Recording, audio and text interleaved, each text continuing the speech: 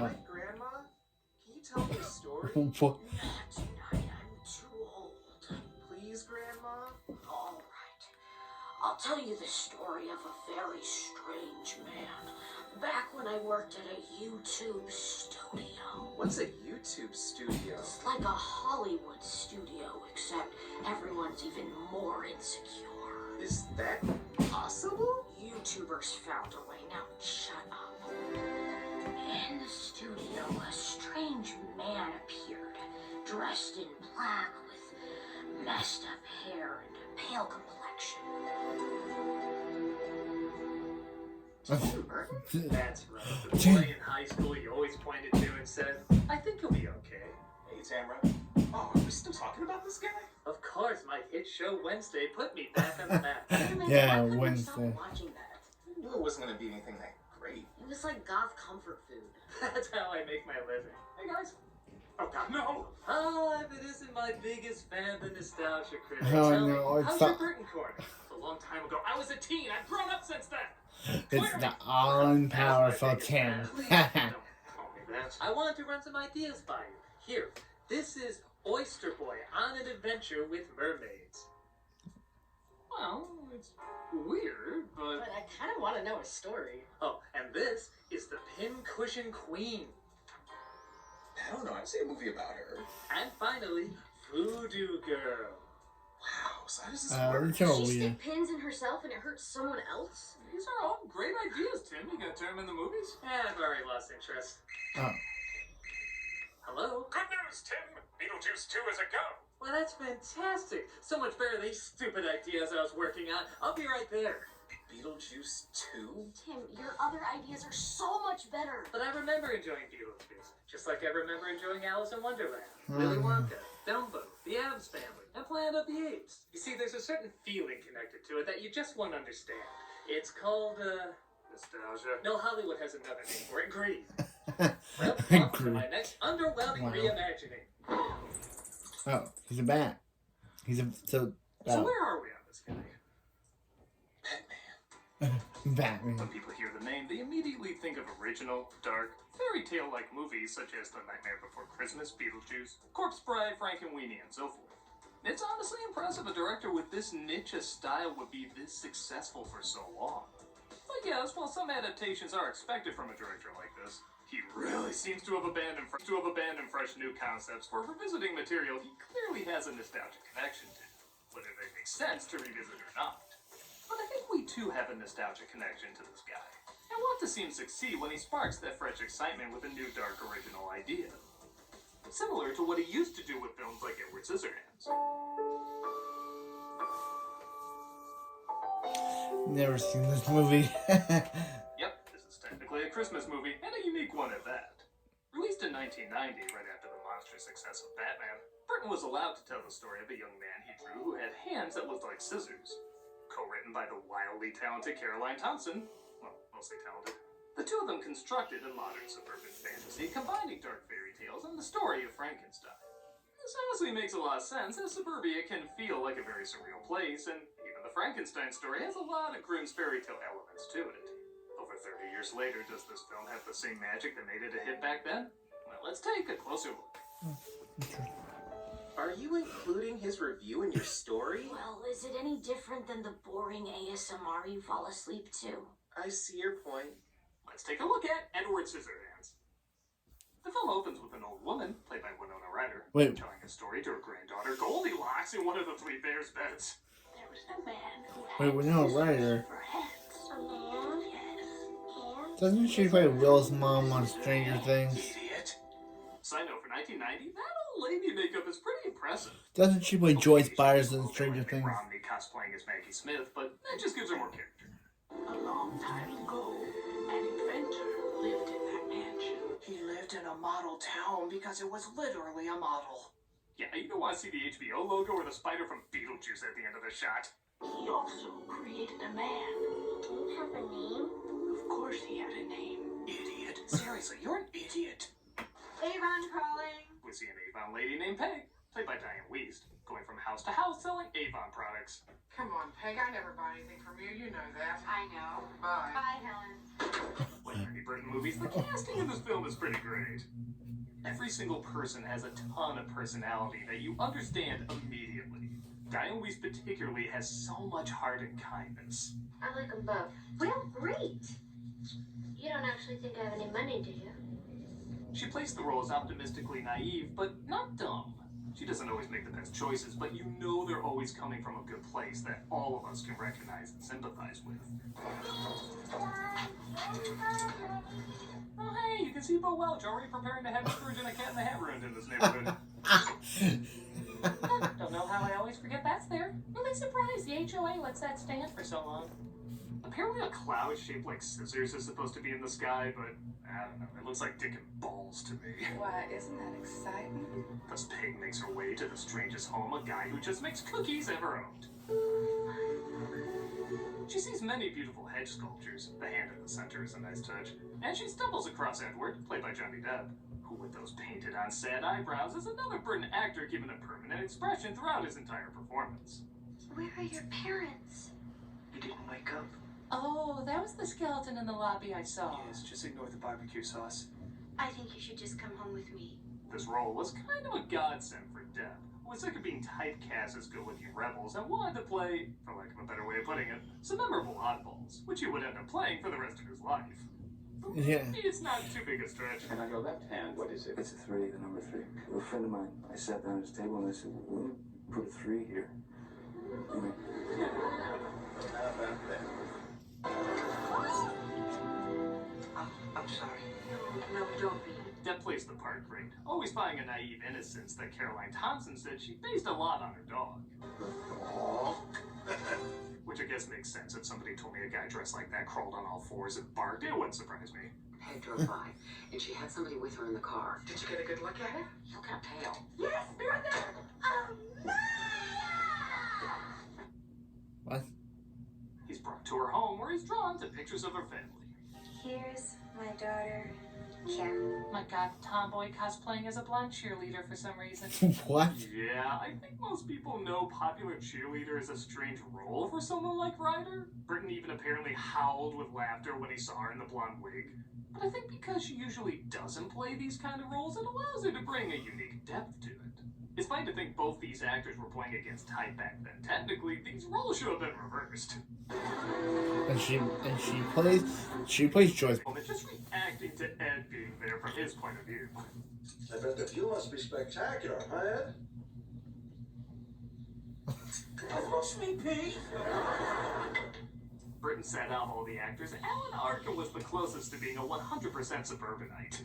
His ability to both care and not care at the same time does ring true to that culture. Interesting. You did us. Oh, it's us.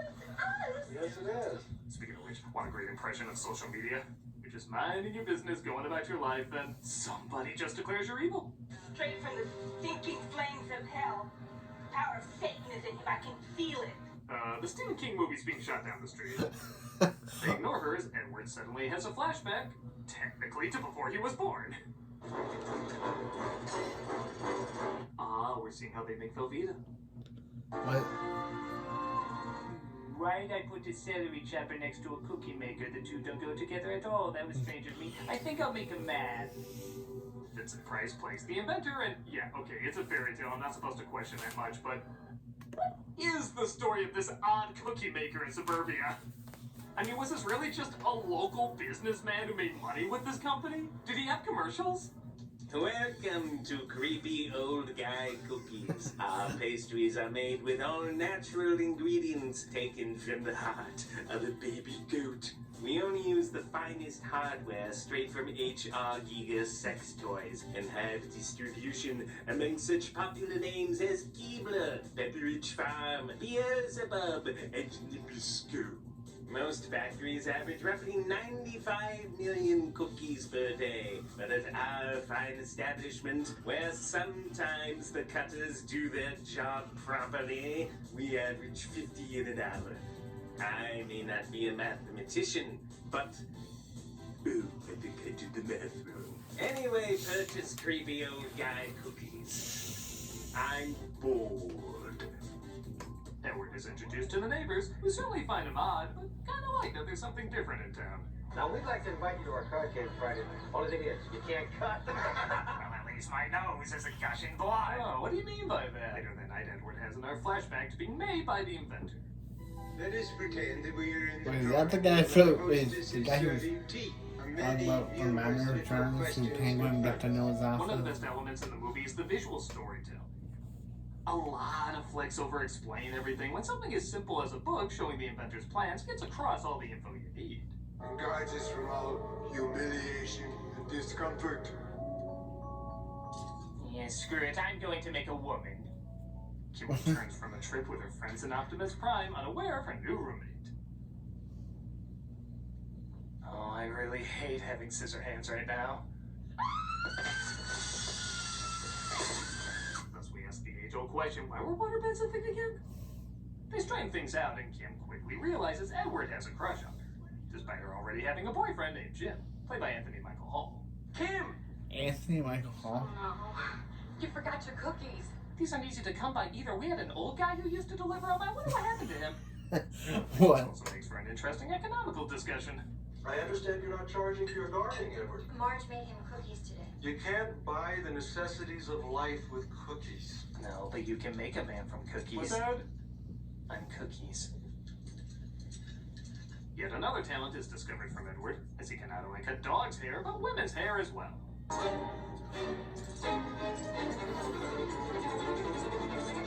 I love this point in the movie because everybody in the audience is like, when are things gonna go wrong?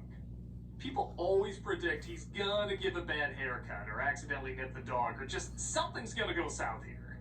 It's great seeing people know something bad is gonna happen. They just want to jump to it because they don't want to get even more attached to this guy for his inevitable downfall. What did you do to your hair? Edward cut it. Isn't it wild? Huh, I didn't know he could cut hair. Maybe I was wrong about it. Mrs. Hands. Things do start to go south in more ways than one, though, as one of the neighbors tries to seduce him. Why did you tremble? His complete cluelessness is amazing to watch. It's like when somebody pretends to understand cryptocurrency. Oh. Speaking of non-reactions, everyone's take after Edward says what happens is amazing. And then she showed me the back room where she took all of her clothes off. Edward, I can't tell you how thrilled I am. I'm just as pleased as punch. The father not even noticing, Kim looking horrified, the son trying not to laugh, and Pig's complete inability to comprehend what was just said makes for a hilarious moment you have to watch more than once to soak it all in. Get yourself a social security card, establish credit, and buy yourself a car. They want to open a salon for Edward, but they can't get a loan. And coincidentally, Kim and Jim are having their own financial issues, wanting to steal from his old man so they can afford their own van. Because my father keeps the damn room locked. We need Edward to get us in. This is the only scene I have an issue with in the movie. They have Edward come with them on the heist, but he gets caught and the cops are called on. This is what begins his downfall. And it's not a huge issue, but I kind of want something more relatable for the downfall. I actually might have liked it more if he did accidentally nip somebody, kind of like what happens later. And everybody turns on him like they were waiting to without even knowing it. I feel like audiences can relate to accidents more than this weird kind of forced heist plot. I don't know, the point still gotten across, it works okay. I just think this part could have been tweaked a little. Alright, cuff him. Edward is arrested but let go as Jim's father was told he didn't comprehend what he was doing. Listen, you could keep me up all night worrying about you. You watch yourself here. Dick Anthony Williams does a good job playing a very sympathetic cop, even though at times, he's not the best at what he does. All over. Go on home. There's nothing more to see. Well, I de-escalated this situation. Nobody's gonna die tonight. Edward feels though he did know what he was doing, and he did it for Kim. I know it was Jim's house. Well, then why'd you do it? Because you asked me to. Oh, that joke's the best spot for a commercial. Pig says she still wants to do her Christmas party despite all the drama that happened. And everyone makes up excuses not to go, including the neighbor who went after him, now claiming he went after her. Threatening her with those knives of his. It's a miracle she escaped. After what happened to me, can you imagine? I saw it too. It looked like a scissor. What his balls look like? Well, you know the handles that are attached to them? Edward starts sculpting a giant block of ice because they spent bank on this Christmas party. Yeah. Oh, okay, you're not supposed to question it like any other fairy tale. It's a style thing. And Kim starts dancing it to the spectacular Danny Elfman music. I haven't talked about much, but Elfman's music really is like half the movie. The choir sounds like what I can only describe as lost, but hauntingly hopeful. Like there's a lot to be afraid of, but there's still beauty worth singing about that pulls you through. If you take the music out of the scene, it looks really weird. Like she just sees him chopping at ice and then randomly starts spinning. Yeah, if you take the music out of that scene, you'd wonder, why is she spinning? But with the music, you instantly see why she was sucked into the beauty of the moment. Not realizing that he's lit. Often said this was his favorite score, and it might be mine too. But Edward accidentally cuts Kim's hand, causing Jim to throw him out. I don't love you anymore. I just want you to go. Are you serious? I'll lose you to that? I'm losing to a weak, awkward loser? If I knew that, I never would have changed. Wow. Edward finally cracks, taking his anger out on all the people who turned against him.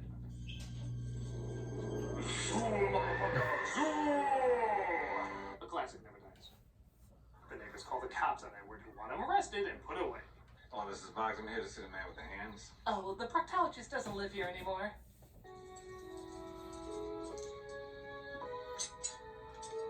I always like to think the dog couldn't see in this scene, so he's like, "Whoa, thanks, mister, I couldn't see a thing." Ah, monster! Are you okay? Yes, are you okay? He makes his way back home where Kim is waiting and decides he deserves a hug. This causes him to have another flashback to the final time he ever saw his creator, about to give him human hands. Ooh, that Chipotle is coming back to haunt me. I kind of like there's different ways to interpret Edward touching his cheek. I always thought he looked at the plastic inside the hands and compared it to the blood that was inside the inventor, showing he isn't and never will be human. But I've heard the theory he just wanted to wake him up, but cutting his face showed it was never going to happen. I also heard he just wanted to give one last embrace, but everything he touches, he destroys. Maybe it's one of them, maybe it's none of them, maybe it's all of them. I like moments like this, where whatever you interpret, chances are it's gonna be meaningful to you in some way. Meanwhile, Jim tells his drunk friend about their breakup, and wants him to drive them to her home. Forget holding her hand. Picture the damage you could do other places. That's sick. I'd still watch, though. What? Kim's brother Kevin starts to walk home, coming across the guy who told Edward never let anyone say he has a handicap. Caught him yet? Who? Him, that cripple. The puppeteer for that insult comic dog. But Edward sees the drunk driver is gonna hit Kevin, and he saves him, sadly resulting in him getting cut up. We get the trailer shot used in all the commercials. To this day, I still see the promotional credits under the scene. But the cop lets him go. He's gone. Let that bother him, all right? Has anyone considered how Avon can help? Avon. It is all over. Is unsatisfied and goes after him, but Kim gets a head start to see if he's okay. Hello, girl. Could you please bury me? I stink. She sees Edward is alright, but apparently not for long. There's something so funny about Edward's luck being so bad. Even when he's saved from a bullet, the debris from the ceiling falls on him. They should have had a duck land on his head while they're at it. What? Jim keeps trying to kill him off, but after he hurts Kim, Edward finally has enough.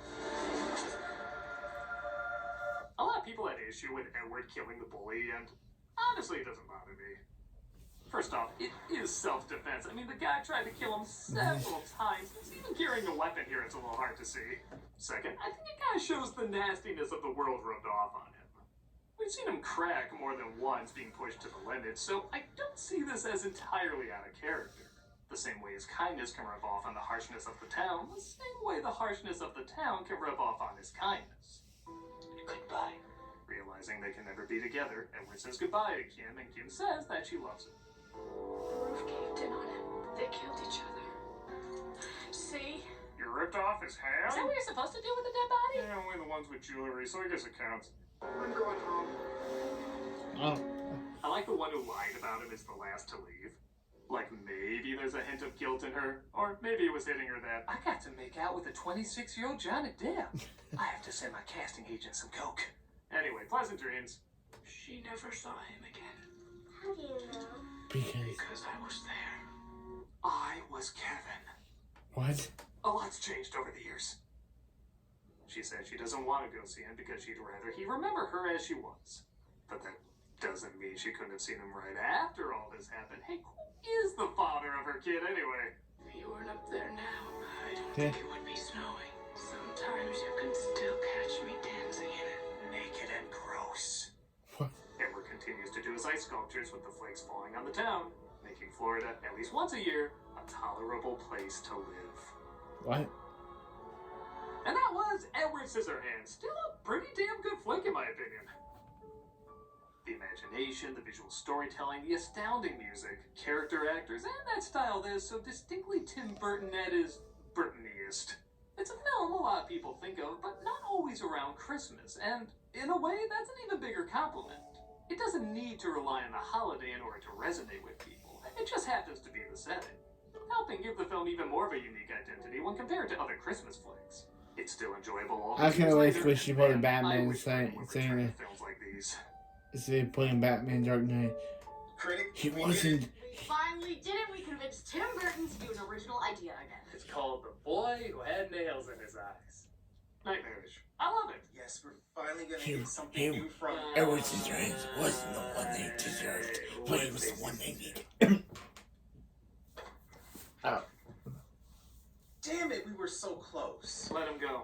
It's better this way. It's clearly not. Edward Scissorhands wasn't the one they wanted, but it was the one they needed. I never saw anything he did again. Not after that night. You could still see his movies. You could still check them out. No, honey. I'd much rather remember his work the way it was. You see, See, if they can make a Beetlejuice 2, then why don't you make... If they can have Winona Ryder reprise her role in Beetlejuice 2, then why can't you just make a sequel to Edward Scissorhands where she plays an older version of her character in this movie? Where she does see Edward again. Transition.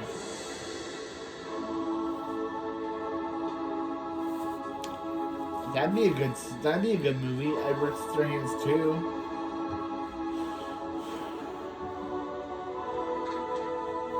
Where we see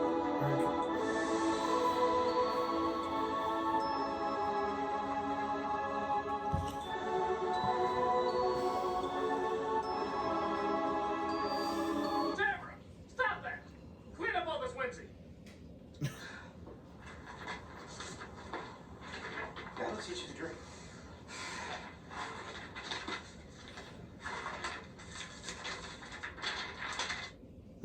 what? You can't buy the necessities of life with cookies.